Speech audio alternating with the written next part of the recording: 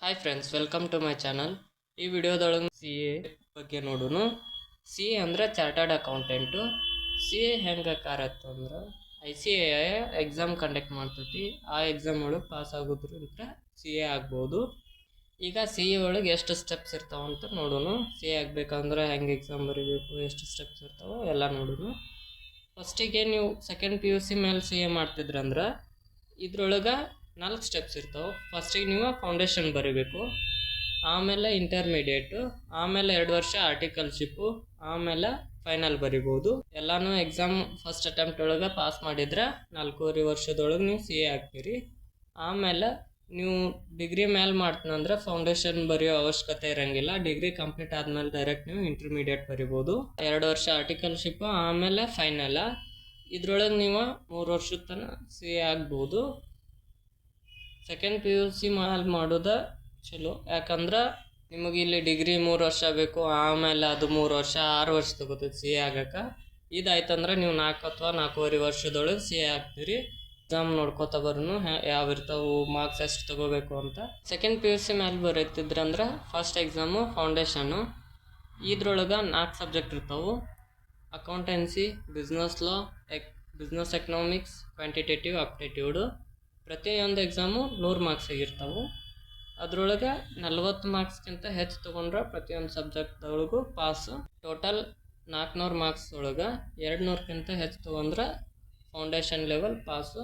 ಇದ್ರೊಳಗೆ quantitative aptitude, business economics 2 paper MCQ ಇರ್ತಾವೆ. ಉಳಿದಿದ್ದು 2 ಬರಿಬೇಕು. 1 ವರ್ಷದೊಳಗೆ 3 ಸಲ ಇರ್ತಾವೆ. ನೀವು ಯಾವಾಗ ಬೇಕಾದ್ರೂ ಬರಿಬೋದು. ಫಸ್ಟ್ ಜನವರಿ ಒಳಗಿರ್ತೈತಿ, ಆಮೇಲೆ ಮೇ ಅಥವಾ ಜೂನ್ ಒಳಗಿರ್ತೈತಿ, ಆಮೇಲೆ ಸೆಪ್ಟೆಂಬರ್ ಒಳಗಿರ್ತೈತಿ. ನೀವು ಯಾವ ಅಟೆಂಪ್ಟ್ ಟ್ರೈ ಮಾಡ್ಬೇಕಂತಿರಲ್ಲ ಅದಕ್ಕೆ 5 ತಿಂಗಳ ಮೊದಲು ರಿಜಿಸ್ಟ್ರೇಷನ್ ಮಾಡಿಸ್ಬೇಕು. ಆಮೇಲೆ ನಿಮಗೆ ಸ್ಟಡಿ ಮಟೀರಿಯಲ್ ಎಲ್ಲ ಕಳಿಸ್ತಾರೆ. ನೀವು ಪ್ರಿಪೇರ್ ಆಗಿ 5 ತಿಂಗಳಾದ್ಮೇಲೆ ನೀವು ಯಾವ್ದು ಅಟೆಂಪ್ಟ್ ಟ್ರೈ ಮಾಡಬೇಕಂತಿರಲ್ಲ ಅದಕ್ಕೆ ಎಕ್ಸಾಮ್ ಬರಿಬೋದು. ನೀವು ಫಸ್ಟ್ ಅಟೆಂಪ್ಟ್ ಒಳಗೆ ಇದನ್ನು ಪಾಸ್ ಮಾಡಿಬಿಟ್ರೆ ನೆಕ್ಸ್ಟ್ ಲೆವೆಲ್ ಇಂಟರ್ಮೀಡಿಯೇಟ್ ಒಳಗೆ ಗ್ರೂಪ್ 1 ಗ್ರೂಪ್ 2 ಅಂತ 2 ಗ್ರೂಪ್ ಅದಾವು. ಇದ್ರೊಳಗೆ ಗ್ರೂಪ್ 1 ಒಳಗೆ 3 ಸಬ್ಜೆಕ್ಟ, ಗ್ರೂಪ್ 2 ಒಳಗೆ 3 ಸಬ್ಜೆಕ್ಟ, ಟೋಟಲ್ 6 ಸಬ್ಜೆಕ್ಟ್ ಇರ್ತಾವೆ.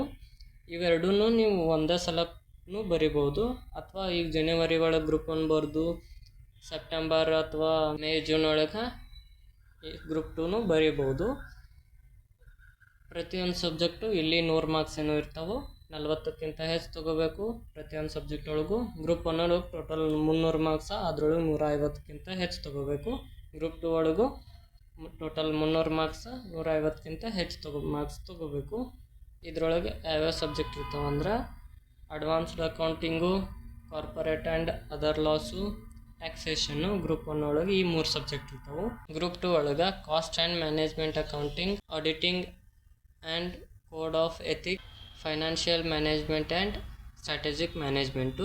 ಈ 6 ಸಬ್ಜೆಕ್ಟು ಇಂಟರ್ಮೀಡಿಯೇಟ್ಗೆ ಇರ್ತಾವೆ. ಇವೆಲ್ಲನೂ ನೀವು ಒಂದೇ ಸಲ ಪಾಸ್ ಮಾಡಿಬಿಟ್ರೆ ಒಂದೇ ಅಟೆಂಪ್ಟಿಗೆ. ನೆಕ್ಸ್ಟು ಆರ್ಟಿಕಲ್ಶಿಪ್ಪು. ಈಗ ಯಾವುದಾದ್ರೂ ಒಂದು ಎಕ್ಸಾಮ್ ಫೇಲ್ ಆಯ್ತಂದ್ರೆ ಗ್ರೂಪ್ 1 ಒಳಗೆ ಒಂದು ಫೇಲ್ ಆಗಿತ್ತಂದ್ರೆ ಎಲ್ಲನೂ ಗ್ರೂಪ್ 1 ಒಳಗೆ ಯಾವ್ಯಾವ ಸಬ್ಜೆಕ್ಟ್ ಅದಾವೆ ಎಲ್ಲನೂ ಮತ್ತೊಮ್ಮೆ ಬರೀಬೇಕು. ಗ್ರೂಪ್ 2 ಒಳಗೆ ಒಂದು ಫೇಲ್ ಆಗಿತ್ತಂದ್ರೆ ಮತ್ತೆ ಎಲ್ಲನೂ ಬರೀಬೇಕು. ಅದೇ ಒಂದು ವೇಳೆ ನೀವು ಯಾವುದಾದ್ರೂ 3 ಒಳಗೆ ಒಂದು ಯಾವುದಾದ್ರೂ ಹೆಚ್ಚು ತೊಗೊಂಡಿದ್ದೆ ಅಂದ್ರೆ ಅದಕ್ಕೆ ಎಕ್ಸಿಮ್ಷನ್ ಇರ್ತೈತಿ. ಅವಾಗ ನೀವು ಯಾವುದು ಫೇಲ್ ಆಗಿರ್ತೀರಿ ಅದೊಂದನ್ನು ಬರಿಬಹುದು. ಇಲ್ಲ ಎಲ್ಲನೂ ಎವರೇಜ್ ಇದ್ದು ಅಂದ್ರೆ ಮತ್ತೊಮ್ಮೆ ಗ್ರೂಪ್ 1 ಒಳಗೆ ಫೇಲ್ ಆಗಿತ್ತಂದ್ರೆ ಎಲ್ಲನೂ ಬರಿಬೇಕಾಗತಿ. ಗ್ರೂಪ್ 2 ಒಳಗೆ ಫೇಲ್ ಆಗಿತ್ತಂದ್ರೆ ಎಲ್ಲನೂ ಬರಿಬೇಕಾಗತಿ. ನೆಕ್ಸ್ಟ್ ಆರ್ಟಿಕಲ್ಶಿಪ್ ಅಂದ್ರೆ ಸಿ ಎ ಇರ್ತಾರೆ ಅವ್ರ ಕಡೆ ಕೆಲಸ ಮಾಡೋದು, ಅಥವಾ Big 4 ಒಳಗೆ ಕೆಲಸ ಮಾಡೋದು. ಅದು ಮುಗಿದ್ಮೇಲೆ 2 ವರ್ಷ ಮಾಡಬೇಕಾಗತ್ತೆ ಆರ್ಟಿಕಲ್ಶಿಪ್ಪು. ಅದಾದಮೇಲೆ ಫೈನಲ್ಲು. ಈ ಫೈನಲ್ ಲೆವೆಲ್ ಒಳಗೂ ಗ್ರೂಪ್ 1 ಗ್ರೂಪ್ 2 ಅಂತ 2 ಇರ್ತಾವೆ. ಗ್ರೂಪ್ 1 ಒಳಗೆ 3 ಸಬ್ಜೆಕ್ಟ್, ಗ್ರೂಪ್ 2 ಒಳಗೆ 3 ಸಬ್ಜೆಕ್ಟ್ ಸೇಮ ಇರ್ತೈತಿ. ಇದು ಪ್ರತಿಯೊಂದು ಎಕ್ಸಾಮು 100 ಮಾರ್ಕ್ಸಿಗೆ ಇರ್ತೈತಿ. ಅದರೊಳಗೆ ನೀವು 40ಕ್ಕಿಂತ ಹೆಚ್ಚು ತೊಗೊಂಡ್ರೆ ಪಾಸು. ಗ್ರೂಪ್ 1 ಒಳಗೆ ಟೋಟಲ್ 300 ಮಾರ್ಕ್ಸ್ ಒಳಗೆ 150ಕ್ಕಿಂತ ಹೆಚ್ಚು ತೊಗೋಬೇಕು. ಗ್ರೂಪ್ 2 ಒಳಗೂ ಟೋಟಲ್ 300ಕ್ಕಿಂತ 150ಕ್ಕಿಂತ ಹೆಚ್ಚು ತೊಗೋಬೇಕು. ಇದ್ರೊಳಗೆ ಯಾವ್ಯಾವ ಸಬ್ಜೆಕ್ಟ್ ಇರ್ತಾವಂದ್ರೆ ಗ್ರೂಪ್ 1 ಒಳಗೆ financial reporting, advanced financial management, advanced auditing, assurance and professional ethics. ಈ 3 ಸಬ್ಜೆಕ್ಟ್ ಗ್ರೂಪ್ 1 ಒಳಗೆ ಇರ್ತಾವೆ. ಗ್ರೂಪ್ 2 ಒಳಗೆ direct laws and international taxation ಇರ್ತೈತಿ. Indirect tax laws, integrated business solution, ಈ ಸಬ್ಜೆಕ್ಟು ಕೇಸ್ ಸ್ಟಡಿ ಬಗ್ಗೆ ಇರ್ತೈತಿ. ಇವು ಎಲ್ಲ ಬರಿಬೇಕು. ಇಂಟರ್ಮೀಡಿಯೇಟ್ ಮತ್ತು ಫೈನಲ್ ಒಳಗೆ ಯಾವುದೋ MCQ ಪೇಪರ್ ಇರಂಗಿಲ್ಲ, ಎಲ್ಲನೂ ಬರೆಯುವ ಇರ್ತಾವೆ. ಇದ್ರೊಳಗೂ ಹಿಂಗೆ 6 ಸಬ್ಜೆಕ್ಟ್ ಇರ್ತಾವೆ. ಇವು 6 ಸಬ್ಜೆಕ್ಟಿಗೆ ಬರೀಬೇಕು. ಇದನ್ನು ನೀವು ಫಸ್ಟ್ ಅಟೆಂಪ್ಟ್ ಒಳಗೆ ಕಂಪ್ಲೀಟ್ ಮಾಡಿರ ನೀವು CA ಹಾಕಿರಿ. ಫಸ್ಟ್ ಅಟೆಂಪ್ಟ್ ಒಳಗೆ ಕಂಪ್ಲೀಟ್ ಮಾಡಿದ್ರೆ ಒಂದು ಸ್ವಲ್ಪ ಪ್ಯಾಕೇಜ್ ಜಾಸ್ತಿ ಸಿಗ್ತೈತಿ.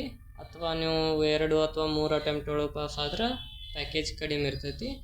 ಫಸ್ಟಿಗೆ ಟಾಪಲ್ಲಿದ್ದವ್ರಿಗೆಲ್ಲ ICAI ಕ್ಯಾಂಪಸ್ ಜಾಬು ಸಿಗ್ತಾವು. ಈ ಎಲ್ಲ ಎಕ್ಸಾಮ್ನು ICAI ಕಂಡಕ್ಟ್ ಮಾಡ್ತೈತಿ. ICAI ಅಂದ್ರೆ institute of chartered accountant of India. 1 ವರ್ಷದೊಳಗೆ 3 ಸಲ ಕಂಡಕ್ಟ್ ಮಾಡ್ತೈತಿ. ಜನವರಿ, ಮೇ ಅಥವಾ ಜೂನು, ಸೆಪ್ಟೆಂಬರ್ ಒಳಗೂ ಈ ಎಲ್ಲ ಎಕ್ಸಾಮ್ನು ಕಂಡಕ್ಟ್ ಮಾಡ್ತೈತಿ. ನೀವು ಯಾವ್ದು ಬೇಕೋ ಅದನ್ನು ಬರಿಬೋದು. CAಗೆ ಏನೇನು ಅಪರ್ಚುನಿಟೀಸ್ ಇರ್ತಾವೆ, ಎಲ್ಲೆಲ್ಲಿ ಕೆಲಸ ಮಾಡ್ಬೋದು ಅನ್ನೋದು ಮತ್ತೊಂದು ವಿಡಿಯೋ ಮಾಡ್ತೀವಿ. ಅದ್ರೊಳಗೆ ನೀವು ಅದನ್ನ ನೋಡ್ಬೋದು. ಇವತ್ತಿನ ಈ ವಿಡಿಯೋ ಇಷ್ಟ ಆಗಿದ್ರೆ ನಮ್ಮ ಚಾನಲ್ ಸಬ್ಸ್ಕ್ರೈಬ್ ಮಾಡಿರಿ. Thanks for watching.